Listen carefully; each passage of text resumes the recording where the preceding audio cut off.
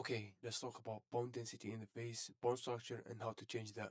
Before I start, let me be crystal clear. Yes, this does work even after puberty. So, for some people that have some doubts or some copes. So, the first one is, oh, bro, it's all about genetics. No, it's not. It all comes down to lifestyle factors and daily habits. But for the most part, it's all about you, whether you have the will to change your face by implementing the advice that I will give you in this video. And by the way, by the end of this video, I'm giving you the best method I haven't seen anyone talk about yet. But let's start. So, for the common copes, we have the facial exercises and jaw exercises. No, that will absolutely do nothing to your bones, maybe a bit of soft tissue to your masseter muscles and your jawline. Muscles, notice how I'm saying muscles, not bones. Because when it comes to bones, it all comes down to your hormones and your daily habits and daily factors, and whether you are a person that deserves to have a high bone density. I mean, think about it this way. People nowadays do surgeries to look like normal people in the ancient days. Think about that for a second. They looked like that by doing nothing. There wasn't being ugly wasn't a thing. We all know the Darwin observation. Rich people back then were becoming ugly, and all it took is literally one generation. Think about this. Just one generation, it made people racist and basically subhumans. But that's not our topic today. The OG famous scope. No, to be fair, this does work, but not as you may think. Getting a hammer and damaging your face is absolutely idiotic and would worsen your bone structure, age you faster, and stress you out. We all know at this point how bad it is. But if you want the actual principle, if bone smashing, you use your hand to apply subtle pressure, which means not damaging your face, not too much, every 2 hours each day, then yes, it might work. Not surely, but it might. The difference is negligible. So yeah, now we have got this out of the way. Let's move into the core question: how important is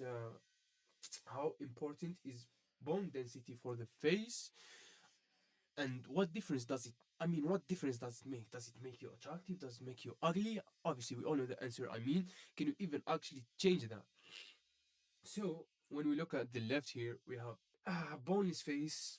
I mean, if you look at this, what does it contribute to? It makes you look tired because the eyes have no support. Recessed maxilla, recessed midface, recessed jawline, everything.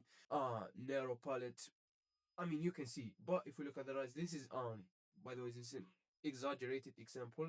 You do not need to look this to attract a woman. I would say even you need to look to have less bone than this because this is too much. I would say this is a good example of what the bones does to your face. Look at the eyes; they look healthy. We got deep set eyes. They have good support from the maxilla and the zygo and the zygo bones. Look at the lips, healthy. Unlike this one, look at the lips and the asymmetry. The lower lip being bigger than the upper lip. Here we have full lips, fully developed jawline. Very, really good forward growth.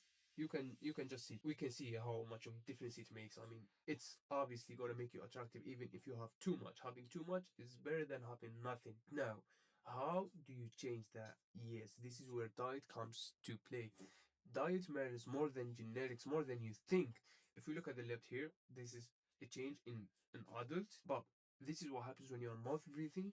You have a really bad posture. You generally have bad T3 hormones, and I would make a separate video on T3. We are not diving into that at the moment because that's the most important thing when it comes to looks marketing. Better than everything, it's the most important thing that you should focus on, and no one talks about this, which is crazy to me. But now, if we move to tribal people at our time, we can see how.